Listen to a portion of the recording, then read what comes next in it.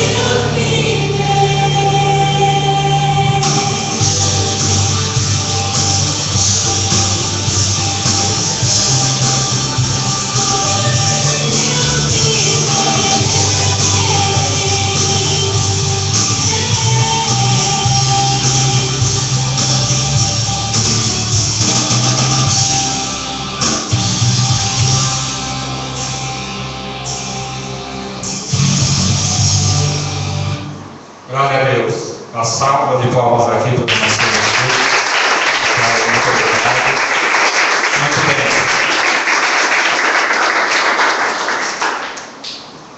Nós vamos então começar com o livro de Efésios. Antes nós vamos então falar sobre alguma coisa sobre a cidade de Éfeso.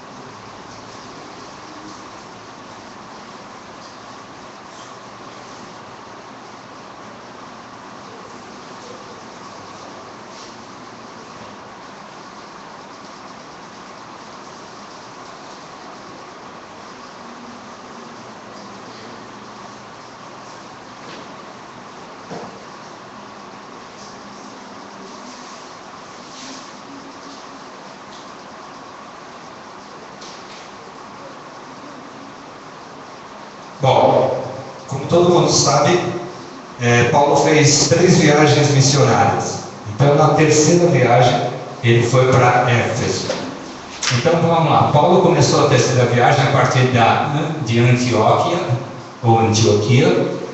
da Síria, como fez nas 2 primeiras. Nós vemos isso em Atos dos Apóstolos. No Evangelho de Lucas, ele omitiu alguns detalhes dessa trajetória até chegar a Éfeso. E a localização era a capital da Ásia Menor, Éfeso. Era a cidade mais importante da região, pois localizava-se no cruzamento das rotas comerciais. Nela encontrava-se o templo da deusa Diana, chamada pelos romanos de Ártemis, uma das 7 maravilhas do mundo antigo. Os primeiros discípulos de Éfeso.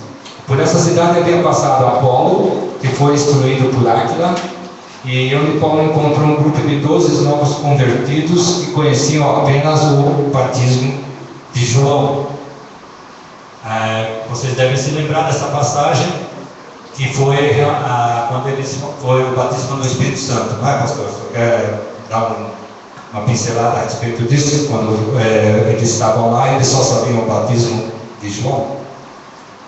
Ele conhecia o batismo de João Batista, né?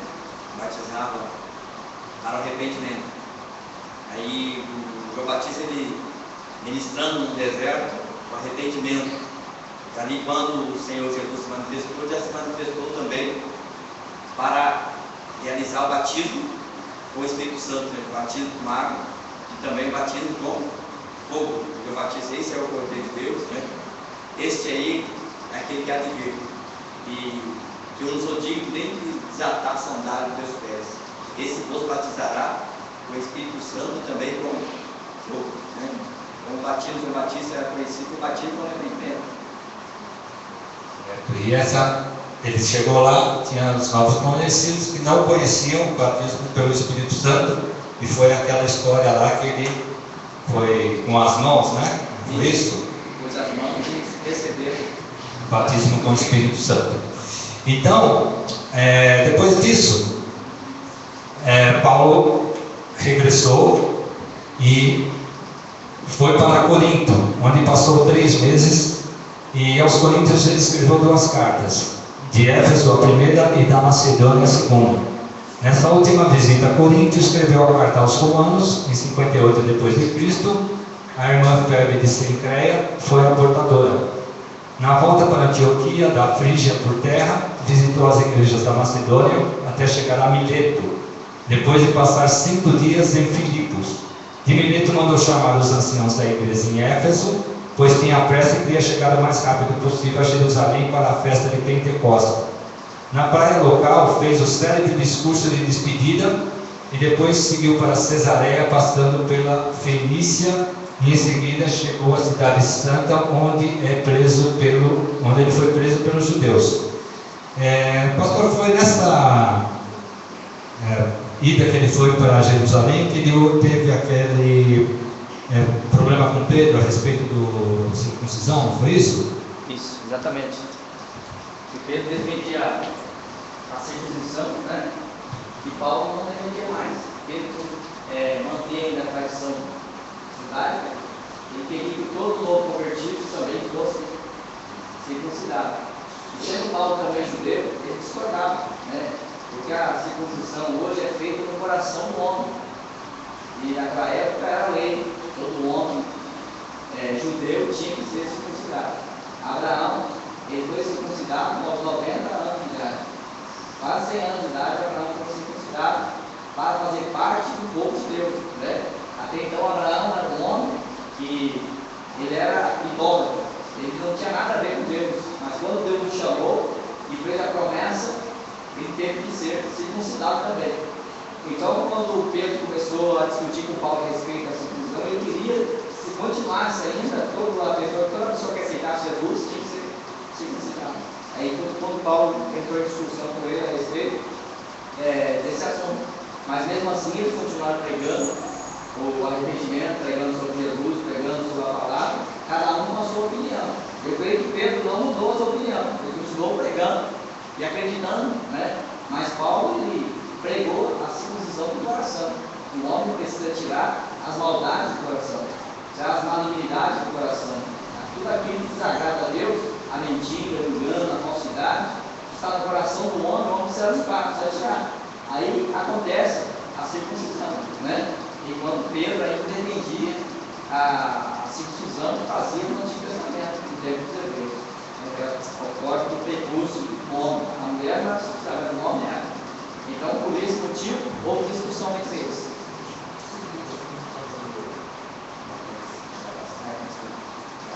Amém? Então aí foi o primeiro, pode-se dizer que aí foi o primeiro concílio que houve. Que concílio é o quê? É quando se reúne para dar direção ao cristianismo. Então esse aí foi considerado o primeiro concílio, o concílio de Jerusalém. E foi algumas coisas que tinham, uma delas foi a circuncisão, teve outras coisas também, né, pastor? Parece que negócio dos costumes de comida, eles também tinham esse tipo de coisa, né? Os judeus também, eles tinham algumas coisas que eles não poderiam comer, que era a lei do Antigo Testamento. E Pedro também conservava isso. Ele não tinha tradição, não abria mão. Até que um certo dia Deus deu a ele uma visão, o Senhor Jesus deu a ele uma visão de muitos animais, somente aqueles que ele não comia, por causa da sua tradição. Ele disse: olha, longe de mim me contaminar com esses animais, são imundos. Aí Deus falou assim: mas como você pode dizer que é imundo aquilo que eu já purifiquei? Mata e come. Mas se for comer esse negócio imundo, a lei diz que não pode. Mas o próprio Deus disse a ele: ó, mata e come, né? Então ele ficou ali assustado dentro daquela revelação. Eu creio que depois daqueles dias, Pedro mudou a sua visão em relação a isso, né? Então o Espírito Santo de Deus, ele trabalha no nosso coração. Ah, pastor, mas é lei, está no Antigo Testamento. Mas Jesus, quando veio pregando e ensinando o povo, ele não foi contra a lei, mas ele ensinou o povo a viver pela graça. Jesus nunca foi contra a lei, como nos dias de hoje. Jesus não é contra a lei, mas ele nos ensina a caminhar pela graça, né? Pela graça. A igreja caminha pela graça do Senhor e não pela lei do Antigo Testamento, porque pela lei nenhum homem pode ser salvo. E nós podemos observar que muitas igrejas hoje, elas fazem uma mistura da lei e da graça, né? Só que todo homem já foi absorvido da lei quando ele aceitou Jesus como Senhor. Então ele permanece na graça de Deus. O que é a graça? É o favor imerecido. O homem ele vive pelo favor imerecido, porque ninguém poderá se salvar pela lei de Deus, pela lei do Antigo Testamento. Porque o homem, quando ele tropeçar em um só, ele já está condenado, né? Se tem lá os 10 mandamentos, ele tropeçou em um, ele já está condenado. E pela graça, o homem tem o direito de se arrepender e pedir perdão para Deus e receber o perdão e continuar servindo ao Senhor. Obrigado, pastor. Então, continuando, nós temos, Paulo fez várias cartas. Paulo, ele era apóstolo, missionário, evangelista, mas antes de mais nada ele era um doutrinador. Por que ele era um doutrinador? Porque, veja bem, quando ele foi fazer a sua evangelização, foi fazer as suas viagens, ele estava o quê? Evangelizando e abrindo missões. Então ele estava fazendo duas coisas ao mesmo tempo. Havia lugar que já havia o pessoal aceitado Jesus. É no caso de Éfeso. Quando ele chegou lá, já estava instalado já a missão. Só que ele sempre foi um cara doutrinador. Por quê? Porque toda vez havia algum tipo de dissensão dentro de alguma igreja. Porque muitas vezes haviam pessoas que se achavam mais santas que outras e acabavam pregando. Então tinha, como o pastor falou, os judeus convertidos, que eram chamados judaizantes, que eles ficavam pregando ainda a lei, a circuncisão, algumas outras coisas, eram parte dos hebreus. E Paulo, ele tinha o quê? A missão de ir e corrigir isso. Como ele fazia isso? Pessoalmente ou através das epístolas ou cartas. Então, por exemplo, nós vemos vemos Corinto, Filipenses, Éfeso, são todas cartas do quê? Que na realidade é o quê? Chama-se admoestação. O que é admoestação? Não é uma crítica, mas sim o quê? Um modo de você corrigir aquilo que está indo no caminho errado. Então ele ia lá e admoestava, falava, isso não está certo, isso não tem nada a ver com o Evangelho. Muitas vezes as próprias missões que ele fazia, ele ia embora, daqui a pouco começava todo mundo a fazer um monte de leis, doutrinas, tradições e costumes que hoje em dia nós vemos aqui no nosso dia a dia. Muita igreja ainda inventa doutrina, inventa tradição, inventa várias coisas que não tem absolutamente nada a ver com o Evangelho. Então, desde o início, a igreja primitiva teve esse tipo de problema, chamado dissensão, que é o quê? Ao invés de ser unida pelo amor de Cristo, ela acabava ficando desunida pela vontade do homem.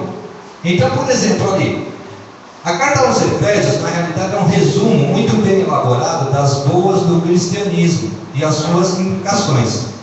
Paulo proclamava a ordem de Deus à era romana após Augusto, que seria marcada por um processo de desintegração social, e cuja temática dessa carta, ela nos promete o quê? Uma comunidade num mundo de desunião, a reconciliação ao invés da alienação e a paz ao invés da guerra. Então naquela época já estava tendo problemas, exatamente porque a partir do momento que o cristianismo começou a ser pregado como religião oficial de Roma, começou a haver muitas seitas que acabavam se infiltrando dentro do cristianismo. Então, por exemplo, o culto aos santos, isso aí veio da cultura greco-romana. Então a pessoa chegava lá, falava, tudo bem, eu vou me converter ao cristianismo, mas eu quero continuar ainda adorando meus deuses. A pessoa falava, não, tudo bem, pode deixar, com o tempo ele esquece. E assim, às vezes, veio muitas coisas de outras religiões dentro do cristianismo. E isso Paulo não queria permitir. Por exemplo, como nós vimos no começo, Éfeso era a maior cidade, a capital. Por quê? Porque lá era um porto. Então, ali era um lugar que passava todos os navios. E ali era o que? Uma cidade muito rica. Então era uma cidade muito rica, e ali principalmente tinha o quê? O templo de Diana.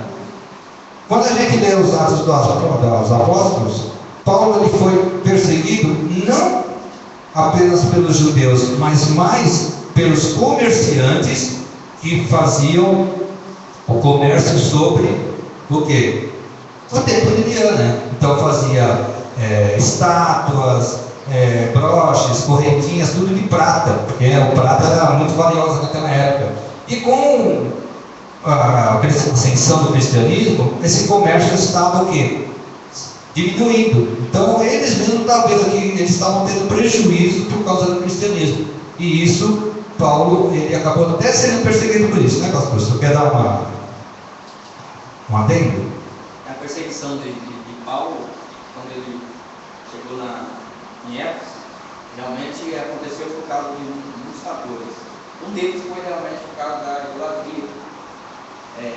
Tudo estava voltado, né, para a adoração a Diana, o templo de Diana. Então, eles começam muito grande, havia muita idolatria, e até mesmo aqueles novos convertidos acabavam, iam no culto a Deus e depois iam ao templo de Diana. Então, eles serviam a Deus e ao mesmo tempo serviam a Diana, né? Estavam adorando a Diana também. Então Paulo ele começou a ministrar e a pregar contra, né? Começou a ensinar que tudo aquilo era abominação a Deus. Então por causa disso ele começou a ser perseguido, ele começou, né, a enfrentar muitos desafios para poder pregar o Evangelho na cidade de Éfeso. Não só em Éfeso, mas em vários lugares onde Paulo pregou o Evangelho, ele enfrentou desafios por causa da idolatria. Até nos dias de hoje nós enfrentamos muitas dificuldades por causa da idolatria. Porque a idolatria é realmente uma grande afronta a Deus. Porque Deus ele disse que o homem que não poderia ser feito nem mais daquele que está no céu, nem que está na terra, nem que está no mar, em lugar nenhum poderá ser copiado uma foto, uma estátua ou qualquer coisa semelhante para que o homem pudesse adorar, né? Então, por esse motivo, Paulo ele enfrentou muitos desafios e venceu pela fé, né? Ele foi açoitado, foi preso, enfrentou várias prisões e por causa do Evangelho de Cristo, para pregar o Evangelho verdadeiro. E nós hoje, a Igreja de Cristo, nos dias atuais, também enfrentamos dificuldades para pregar o verdadeiro Evangelho. Por quê? Porque a Igreja Evangélica, infelizmente hoje, ainda existe muitas coisas dentro das igrejas evangélicas que é herança das coisas do passado. Tem coisas que o homem criou lá no passado e sustenta até hoje, não abre mão. Mas não foi Deus que criou, foi o homem que criou, né? Alguns dos irmãos podem citar um exemplo simples de algo que o homem criou, que não foi Deus que criou e que ainda existe dentro das igrejas muito forte no dia de hoje. O João pode participar. Vestimenta, né? Principalmente por parte das mulheres, né? Que ficou a saia até debaixo do pé, só que tem que ter uma adolescência, não é vir aqui com o negócio da umbigo, né? Mas também não precisa dar de pública por nada disso. Eu acho que isso é uma coisa que as igrejas pegam muito. O que mais? Deixa eu esqueci de dar um aviso aí, ó. Vai ter aí um brinde para quem participar mais, hein? O Felipe já está de olho. Então, gente, vamos participar. Aqui não é vestibular para pastor. Aqui não tem certo nem errado. Aqui nós estamos compartilhando a palavra de Deus. Então, se você tem assim alguma ideia, por favor, vai falar que ninguém vai tirar sarro. Não tem esse problema, tá? Então, aqui é para a gente aprender a palavra. Então nós vamos, porque nem o pastor falou, uma coisa, Felipe disse. Tem mais coisas. Vestimenta, isso está ligado ao quê? Tradição. O que mais nós podemos ver? Deus é um costume, se for comer no dia, evento do lado da mão. Isso daí é costume dele também. De quem que é o costume, irmão? Dos judeus. E a igreja atual, qual aquilo que foi inventado anos e anos atrás, que se mantém forte na igreja evangélica nos dias de hoje? Que não é de Deus, era o homem que inventou, mas diz que é de Deus e permanece. Sábado foi fechado por distância. Como sábado foi tirado por distância. No dia você não pode fazer nada, pode trabalhar, É o sábado, né? O sábado sendo santificado, exatamente como era na época dos hebreus. Por que então o sábado do judeu é um e do cristão é o domingo? Vamos pensar, gente. O sábado é santificado, não é isso? O domingo é santificado por cristão, não é isso? Por quê?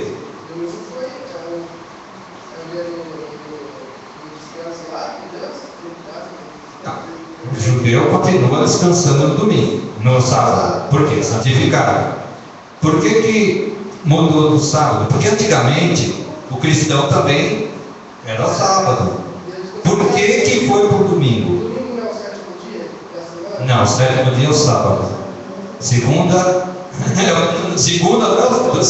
quer dizer dois. Segunda é o primeiro. Alguém sabe? Olha, não vai ganhar DVD ninguém aqui, pelo jeito. Né?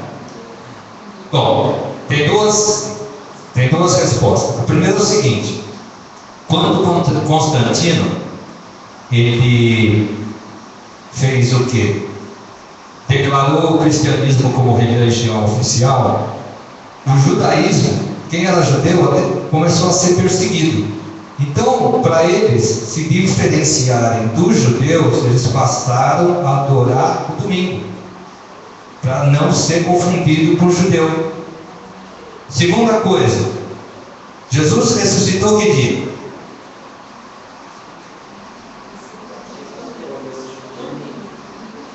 Ele foi crucificado que dia? Na sexta? Então quando que ele foi ressuscitado? No domingo. Então a segunda teoria é por causa disso. Passou a ser santificado no domingo, porque Jesus ressuscitou no domingo. Você sabia, Tiago? Não falou, perdeu o DVD. Ele mandou ficar quieto. Então tem essas duas teorias. A primeira era para não ser mais confundido com o judeu. E a segunda porque Jesus ressuscitou no domingo. Muito bem. Efésios era o quê? Era uma intercessão, uma proclamação e uma evangelização. Ela é endereçada para quem? Aos santos, aos fiéis e aos leitores que estão em Cristo Jesus na cidade de Éfeso. Pastor, por gentileza. O porquê que a carta é uma intercessão, e uma proclamação e uma evangelização? Carta dos Efésios? Isso. A carta dos Efésios, ela trata, né, muito da unidade cristã, né, da evangelização da unidade cristã. O apóstolo Paulo, antes da sua conversão, um homem perseguidor, perseguia e matava os cristãos. Quer dizer, ele ia contra o próprio mandamento de Deus que dizia não deve se matar. E ele matava em nome de Deus. Quando ele se converteu, ele começou a fazer tudo o contrário. Ele se tornou o apóstolo do amor, o apóstolo que mais falou sobre o amor de Deus. Ele sofreu pelo amor de Deus e pregou a unidade. E no capítulo 4 de Efésios, nós vemos aqui a unidade do corpo de Cristo, né? Onde o apóstolo Paulo ele insiste com a unidade, falou: você precisa ter, né, esta unidade com o teu irmão. Você faz parte do mesmo corpo onde Cristo é o cabeça. Se você ferir o teu irmão, você está ferindo a si mesmo, está machucando a si mesmo. Então o apóstolo Paulo ele tinha, né, esse amor diferenciado de todos os outros apóstolos. Nós temos João, conhecido também como apóstolo do amor, que também pregou muito sobre o amor, falou muito sobre o amor. Mas o apóstolo Paulo ele foi muito mais profundo em relação a esse mandamento. Ele assumiu esse mandamento de uma forma tremenda, porque nenhuma pessoa enfrentou tanto desafio como ele para pregar sobre o amor. Uma pessoa que matava e agora convertiu, prega o amor de Deus, prega a unidade, prega a comunhão, prega que se você não tiver comunhão com o teu irmão, você jamais vai alcançar o reino de Deus. Então o apóstolo Paulo é um exemplo aqui para nós aqui de intercessão, de proclamação e evangelização, porque ninguém evangelizou mais do que o apóstolo Paulo, né? O homem cortou o mundo todo para falar de Jesus, sofreu naufrágio, foi mordido de cobra e tantas coisas que ele enfrentou por amor ao evangelho. Então deixou para nós aqui esse grande exemplo. E se nós lemos a carta aqui de Efésios, capítulo 4, que é o tema aí do nosso crescimento desse ano, crescimento espiritual, o ano 2014, o ano de crescimento, baseado exatamente no texto de Efésios, capítulo 4. Todo capítulo 4 vai ter essas três coisas que ele, podemos perceber ali a sua temática, né? Unidade no mundo de desunião. A reconciliação ao invés da alienação e a paz ao invés da guerra. Então, podemos perceber que ele pregava onde tinha guerra, ele levava o quê? A paz. Onde tinha discórdia, o ódio, ele levava o quê? O amor de Deus. Então, o Evangelho é isso. O Evangelho é para transformar aquilo que é contra os princípios de Deus.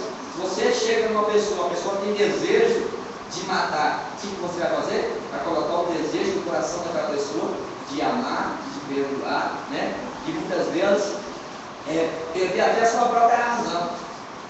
para não ferir e para não machucar. Porque o crente, eu costumo dizer, o verdadeiro cristão, ele não tem razão, ele tem Cristo no coração dele. Ele deixa de ter razão para não perder a graça de Cristo que está sobre a vida dele. Porque eu tenho certeza que em muitas situações você tem razão. Você pode ficar bravo, você pode ficar irado, você pode até ofender, você pode até espancar uma pessoa. Você tem razão. Mas aí, e o amor de Cristo?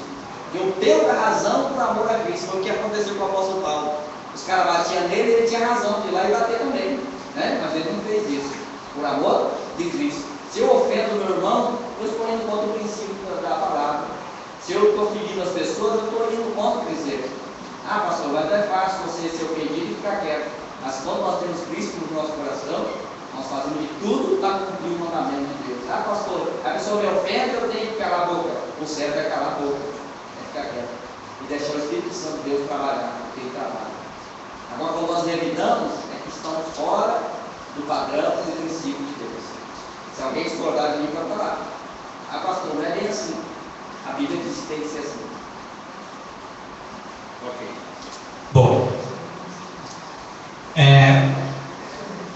essa carta de Efésios, por exemplo, juntamente com a carta de Romanos, é considerada um dos pilares do cristianismo.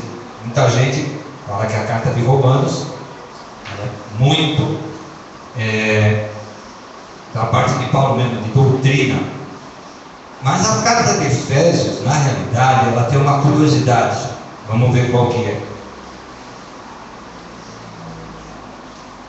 É que existe uma teoria que a carta foi escrita originalmente para a Laodiceia, que era uma outra cidade, outra igreja.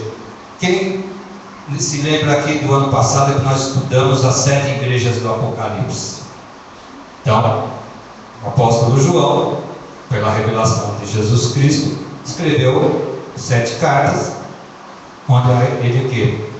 Admoestava sobre determinados problemas que estavam acontecendo. Só que bem antes, Paulo já tinha feito isso. A outra teoria é que ela foi escrita para todas as igrejas da Ásia Menor.